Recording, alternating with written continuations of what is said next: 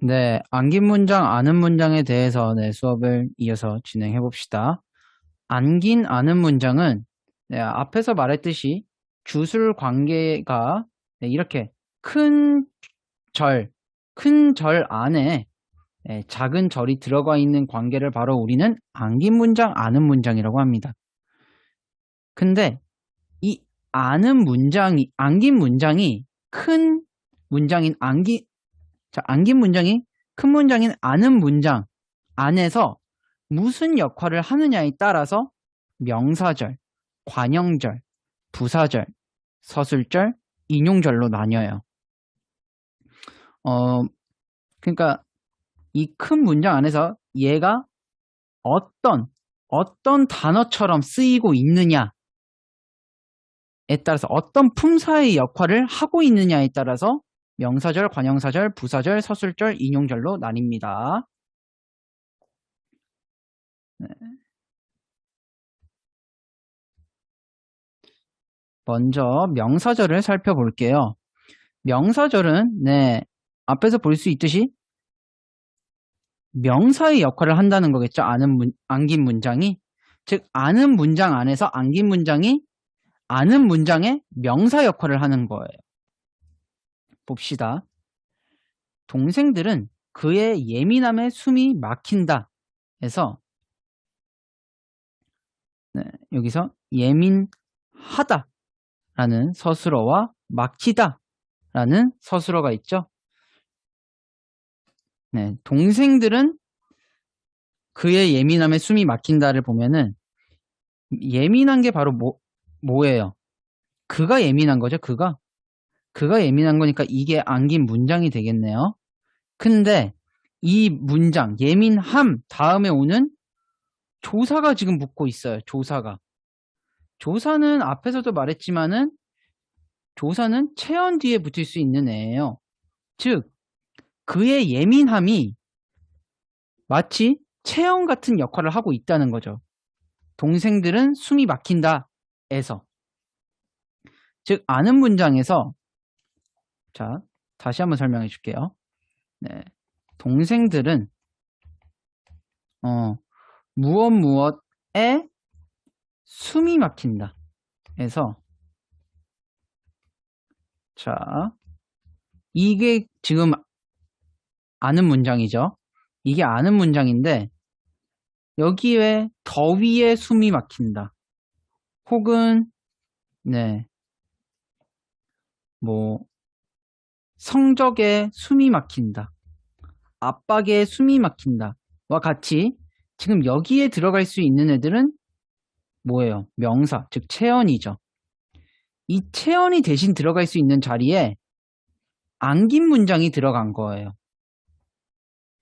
안긴 문장이 들어갔는데 얘가 동생들은 더위, 성적, 압박 대신에 안긴 문장이 들어가서 동생들은 그의 예민함에 숨이 막힌다가 되는 거죠. 즉 안긴 문장이 명사를 대신해서 쓰이고 있는 거예요. 명사를 대신해서 쓰이고 있으니까 얘는 명사를 대신해서 쓸 수 있는 문장이다.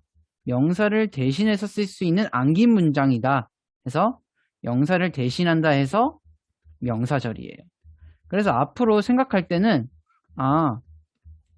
그 안긴 문장을 제거하고 어떤 단어가 들어갈 수 있는지를 생각해 보시면 찾기 더 쉬울 거예요. 이것도 봅시다. 부모님들은 올해 자식이 대학에 합격하기를 기도하신다 해서 부모님들은 기도한대요. 자식이 합격했대요. 이 주술 관계에서 부모님들은 당첨을 기도하신다. 부모님들은 대박을 기도하신다. 부모님들은 행운을 기도하신다와 같이 지금 대박, 당첨, 행운과 같은 명사 대신해서 올해 자식이 대학에 합격하기 라는 문장이 대신 들어갔죠. 즉 명사를 대신하고 있기 때문에 올해 자식이 대학에 합격하기도 명사절을 아는 문장이 됩니다. 그래서 명사절은 명사가 할 수 있는 역할을 문장에서 다 해요. 그래서 뭐 주로 주어나 목적어나 보어의 역할을 수행할 수 있습니다. 근데 명사절을 만들 수 있는 것은 혹은 기에 해당해요. 그러니까 먹기와 같은 명사형 어미를 써서 우리는 명사절을 만들 수 있습니다. 예민함, 합격하기와 같이 명사형 어미를 통해서 명사절을 구성할 수 있고요. 그런 것을 바로 명사절 표지라고 합니다. 근데 선생님 같은 경우는 명사절 표지로 이게 명사절이다 아니다를 판단하지는 않고요. 안긴 문장을 찾은 다음에 얘가 어떤 애 대신에 쓰이고 있는지로 판단을 합니다. 지금 명사 대신에 쓰이니까 명사절이겠거니 하는 거예요. 네, 이어서 관형사절을 봅시다. 앞에서 말했듯이 명사절을 아는 문장은 안긴 문장이 명사 대신해서 썼다고 말했죠? 그러니까 관형사절을 아는 문장은 바로 관형사 대신해서 안긴 문장이 쓰인다는 거예요. 한번 예시를 통해서 다시 한번 살펴봅시다. 철수는 가고 싶다. 축구를 밀어준다. 어디가? 학교가. 근데 학교가 여기 있으니까 생략됐겠네요. 자, 학교가 축구를 밀어준다. 학교를 가고 싶었다. 안긴 문장과 아는 문장의 동일한 대상이 존재하면은 그런 경우는 학교가 지금 겹치죠? 그러면은 생략해줘요.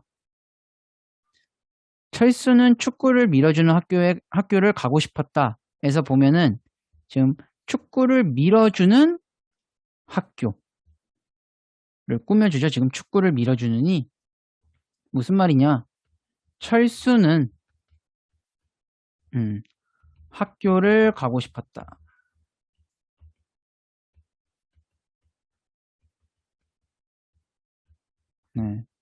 여기서 보면은 우리가 어떤 게 들어갈 수 있어요? 뭐 새 학교, 옛 학교와 같이 관형사가 들어갈 수 있죠. 철수는 새 학교를 가고 싶었다. 뭐 새로 지은 학교를 가고 싶을 수 있죠. 낡은 학교보다는. 철수는 옛 학교를 가고 싶었다. 자기가 나온 모교를 가보고 싶을 수 있다고요. 그런 관형사 대신해서 지금 문장이 들어갔다고요. 축구를 밀어준다. 학교에서 축구를 밀어주다가 대신 들어갔다고요. 그래서 관형사 대신해서 쓰인 문장이기 때문에 관형사절을 아는 문장이 됩니다. 여기서도 나는 청소했다.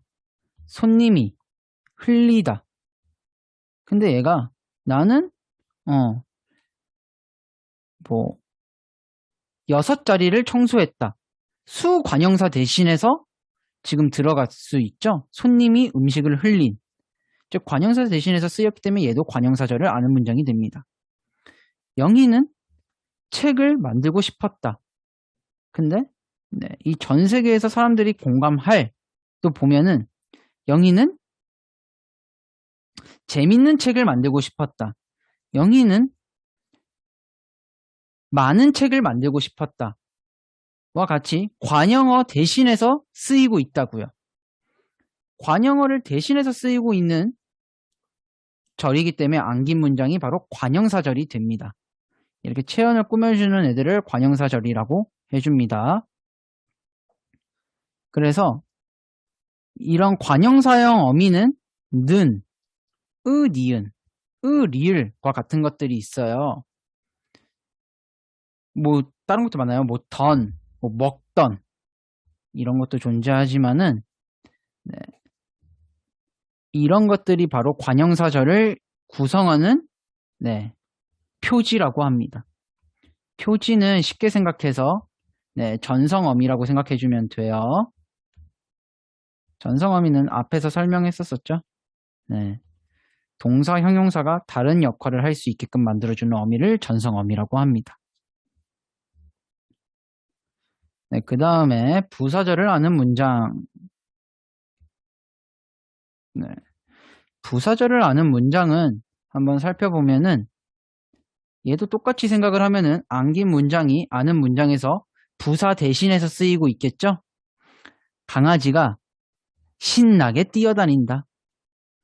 네, 강아지가 멋지게 뛰어다닌다와 같이 부사어 대신해서 지금 얘가 서술어가 존재하니까요. 견문장이라는 건 파악했을 거고요. 이렇게 묶어보면 털이 휘날리게 부사어 대신해서 털이 휘날리다가 쓰이고 있으니까 이게 부사 대신해서 쓰이고 있구나. 부사절을 아는 문장이 되는 거예요. 조교는 훈련병들이 빨리 적응하도록 훈련에 신경 써야 한다. 뭐 이렇게 할 수 있어요. 조교는 정말 훈련에 신경 써야 한다. 조교는 많이 훈련에 신경 써야 된다. 와 같이 부사 대신해서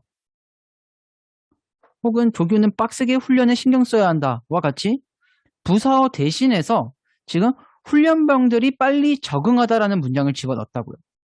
훈련병들이 빨리 적응하다가 부사어 대신에 쓰이고 있기 때문에 얘는 이 문장에서 부사어의 역할을 하고 있구나. 즉 부사절을 아는 문장이라고 합니다. 나는 부모님이 항상 말씀하셨듯이 책을 늘 가까이 뒀다. 네, 나는 항상 책을 늘 가까이 뒀다. 나는 언제나 책을 늘 가까이 뒀다와 같이 부사어 대신해서 지금 부모님이 항상 말씀하셨다를 대체해서 넣었죠. 즉 부모님이 항상 말씀하셨다라는 문장이 부사어 대신해서 쓰이고 있으니까 이 안긴 문장이 바로 부사절이 되고요. 아는 문장은 바로 부사절을 안았다라고 표현할 수 있겠네요. 아무래도 부사형 어미가 다른 전성 어미들보다 유독 종류가 많아요. 물론 개, 도록, 드시도 있지만은 더 다양하기 때문에 뭐 앞에서도 설명했듯이 전성 어미가 어떤 게 관형사형 어미다, 어떤 게 명사형 어미다를 외울 생각을 하지 마시고 얘가 어떤 단어 대신해서 지금 교체돼서 쓰고 있는지를 판단하셔야 돼요. 그래야지 찾기 쉬울 겁니다. 그리고 서술절을 아는 문장. 서술절을 아는 문장은 좀 특이하기 때문에 별표를 칠게요. 서술절을 아는 문장은 쉽게 생각해서 서술어 대신해서 쓰이고 있다는 거겠죠? 무슨 말이냐? 사자는 이빨이 날카롭다. 에서 보면은 사자는 멋있다. 사자는 무섭다. 사자는 빠르다와 같이 서술어 대신해서 서술어 자리에 이빨이 날카롭다가 들어갔다는 거예요. 그래서 서술절을 아는 문장이 되는 겁니다. 근데 얘는 특이한 게 표지가 없어요.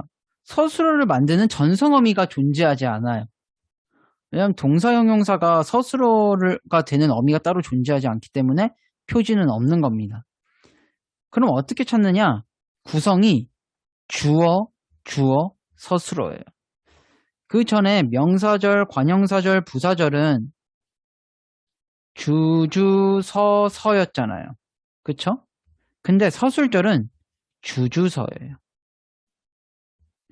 주어, 서술어로 구성이 되어 있으면은 서술절이구나 라고 판단해 주시면 됩니다. 네.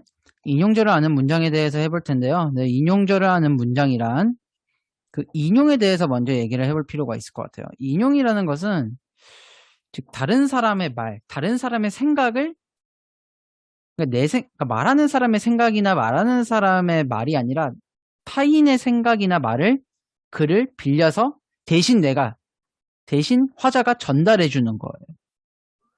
그래서 철수가 어제 말한 거예요. 이렇게 내일 나랑 집에 같이 가자 라고 말을 한 거예요. 그래서 내가 다른 사람한테 철수가 어떤 말을 해줬는지 전달하고 싶을 때는 어제 철수가 나에게 내일 나랑 집에 같이 가자 라고 말했다. 혹은 어제 철수가 나에게 오늘 자기랑 집에 같이 가자고 말했다. 로 표현을 합니다. 근데 이 표현을 할 때 방금 두 개의 예시를 들었죠? 이렇게 직접 인용과 간접 인용이 존재해요. 네. 직접 인용은 그 철수가 나한테 했었던 그 말을 한 톨의 변화도 없이 그대로 갖고 오는 거예요. 다만 갖고 오면서 큰 따옴표를 써주면 됩니다. 네, 그가 한 말을 전혀 변화 하나도 주지 않고 그대로 갖고 오고 큰 따옴표만 사용해주면 돼요. 근데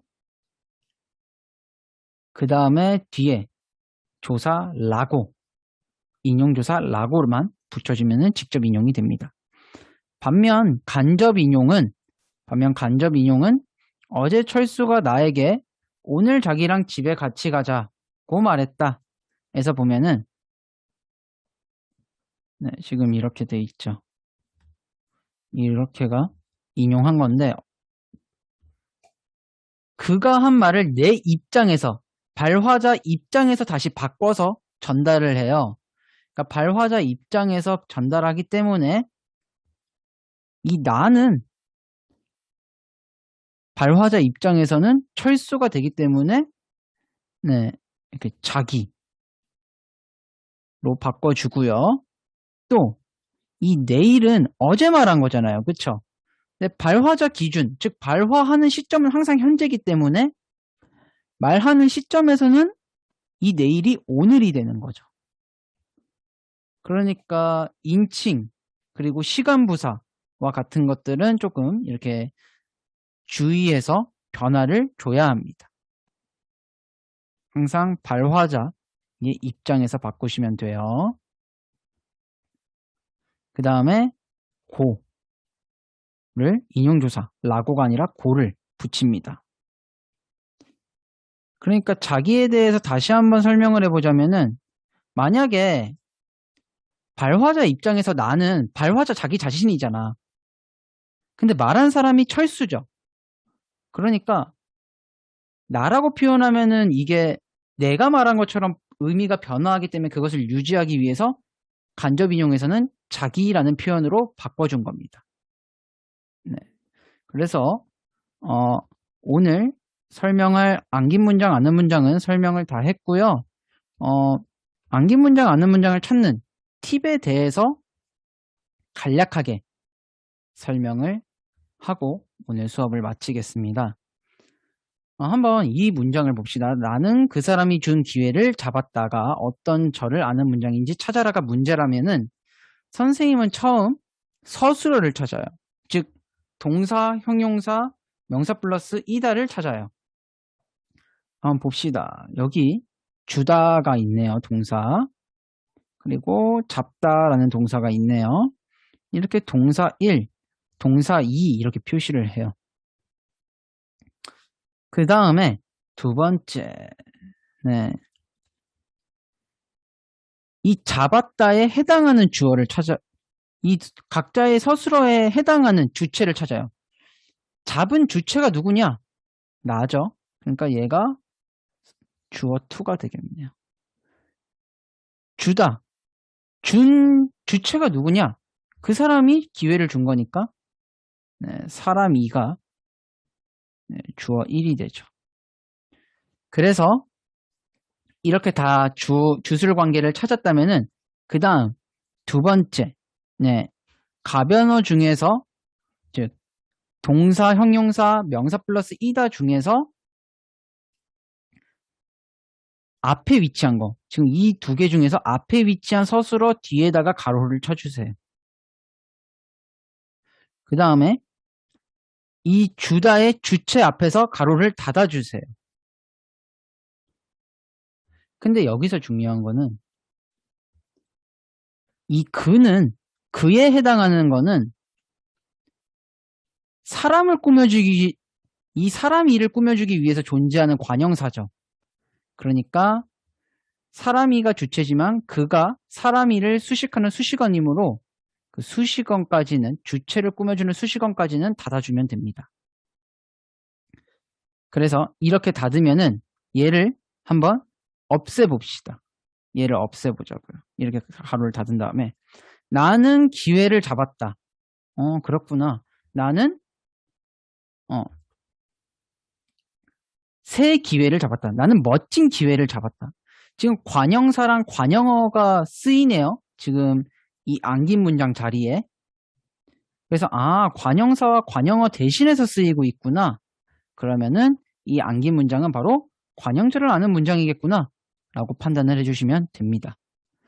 그래서 안긴 문장 아는 문장 팁은 첫 번째 서술어, 즉 가변어를 찾고요.